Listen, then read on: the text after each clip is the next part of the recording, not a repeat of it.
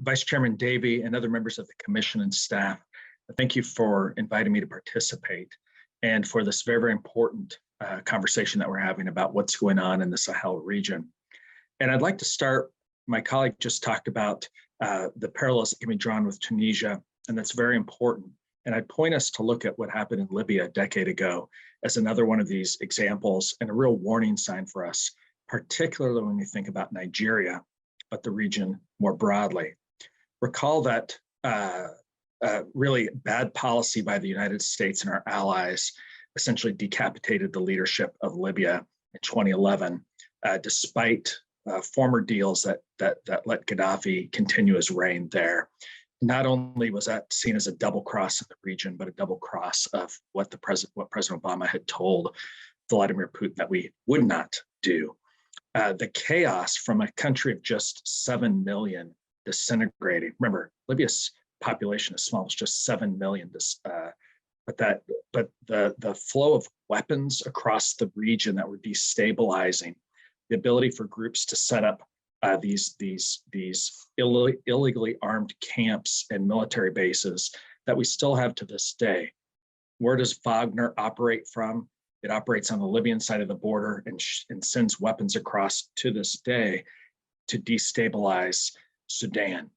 So the consequences of that disintegration of the Libyan state, fighters, weapons, lawless territory, and the large refugee flow that was joined by refugees from other places going to Europe, that's just a country of 7 million. And so if a country, say like Nigeria, with well over 200 million people, were to similarly implode today, the consequences for Europe, the consequences for global energy security, the consequences for the men and women on the ground in the region, and of course for US national interests would be very, very dire. And so I think that the comments that Commissioner Wolf made, talking about HR 82, talking about a variety of steps that the US government can take, I associate myself with those because of the really dire situation that we increasingly find Nigeria in. Well, let me turn my attention to the primary countries that are part of this conversation today. Each one of them does have significant challenges of ethno-religious violence and challenges to religious freedom. Just like in the Tunisian case, when we look at Mali, in just about every possible way, the violent Islamists, these groups that we've been talking about to this point, the Daesh or the so-called Islamic State affiliate in the region, the two affiliates in the region, or this collection of Al-Qaeda-inspired groups, they turn on their own Sunni neighbors first. So they attack clergy, they've destroyed Sufi shrines, they've curtailed Sufi worship, they've changed the paradigm for men and women and for families, for what's acceptable in public, how music is or is not acceptable, how holidays are celebrated. And the list goes on. It's well documented by the US Department of State, by USCIRF, and by other groups.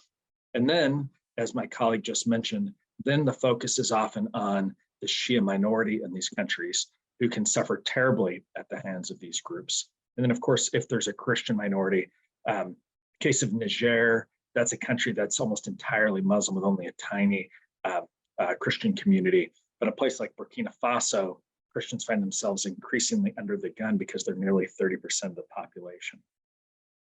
Second, we talked about Mali. We think about the situation in Niger and the large amount of ungoverned territory that is more or less under the sway of these types of groups. And what's particularly insidious in a place like Niger is the stopping of what limited types of education that would allow young people to get out of the traps of poverty and illiteracy, and an institution of essentially illiteracy for women and girls, and the institution, like we've seen in Afghanistan and other places, of only a very rigid, narrowly defined type of education that's available to young men. And so if the path to prominence, if the path to prestige is only by embracing this violent Islamist vision that we associate with these groups, that's extremely dangerous, not just for the short term, but for the way that young men mature into adulthood and then pass that on as an inheritance to their children. When we look at the case of Burkina Faso, we've at RFI have met with people on the ground who've come to visit us, Catholic priests and others. Burkina Faso is one of those countries where the average Muslim citizens, the average Christian citizens have actually gotten on quite well. And Burkina Faso, as has been stated, is one of the countries that has had a recent military coup. And it really is worth noting that depending on how you count the number of coups, at 6, at 7, or if you look at the Chad situation, which was the military stopped kind of the transition of power. So it's 6, 7, 8, depending on how you count the region. But over and over again, citizens on the ground are frustrated.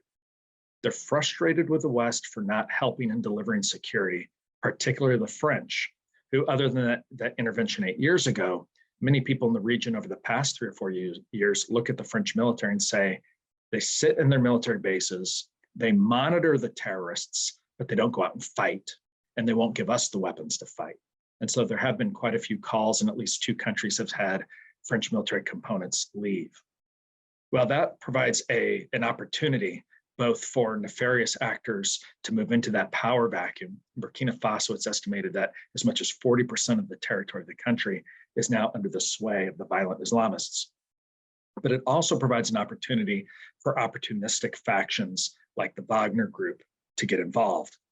I mentioned how Wagner's involved in Sudan. It's a destabilizing force there.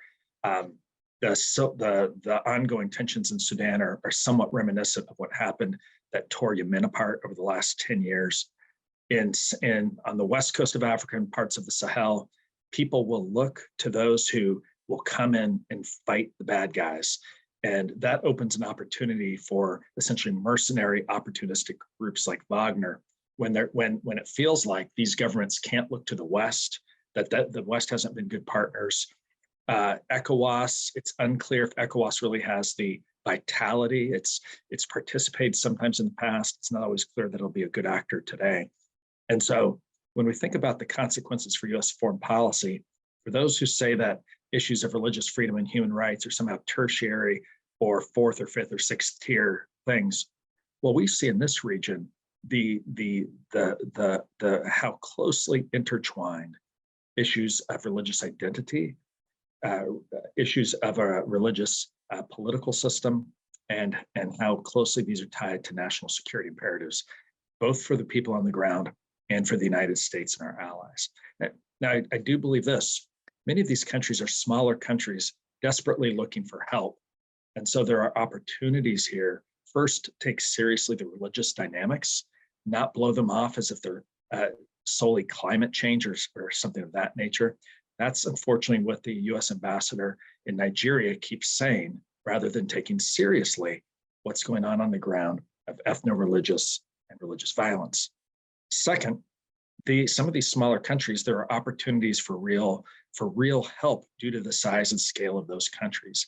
I will say that national leaders of both Muslim and Christian backgrounds in parts of the Sahel are asking for help from the West, asking for ways to counter the violence of groups like Daesh and the others. And so there is an opportunity for the United States to be a good faith actor, to attempt to, in a judicious way, provide some support. Thank you.